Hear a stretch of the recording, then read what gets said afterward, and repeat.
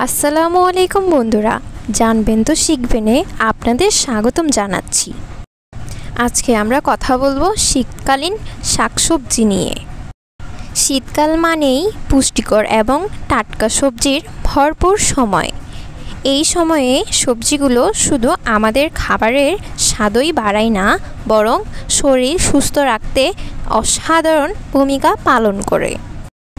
চলুন আজ জেনে নেই শীতকালীন সবজির কিছু দারুণ উপকারিতা। শিমে আছে প্রচুর পরিমাণে ফাইবার, যা কোষ্ঠকাঠিন্য দূর করতে সাহায্য করে। এটি হৃৎপিণ্ডের জন্য দারুণ উপকারী। এটি শক্তি বাড়াতে এবং ঠান্ডা কাশি প্রতিরোধে কার্যকর। বাঁধাকপি ও ফুলকপি।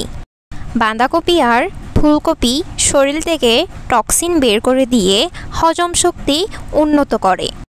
এগুলো ক্যান্সার প্রতিরোধে সহায়ক এবং ভিটামিন সি এর চমৎকার উৎস।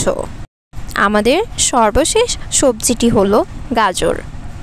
গাজর, যাকে বলা হয় ভিটামিন এ এর রাজা, এটি চোখের জন্য অত্যন্ত উপকারী।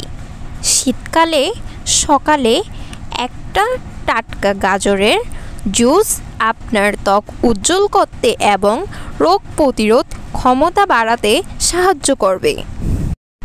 শীতকালীন এই সবজিগুলো শুধু পুষ্টিগুণে ভরপুর নয়, আমাদের দৈনন্দিন জীবনকেও রাখে প্রাণবন্ত। তাই প্রতিদিনের খাদ্য তালিকায় এই টাটকা সবজি রাখুন।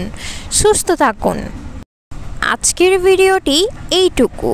আমাদের ভিডিওটি যদি ভালো লেগে থাকে, লাইক, কমেন্ট, সাবস্ক্রাইব করে আমাদের সাথে থাকবেন। ধন্যবাদ।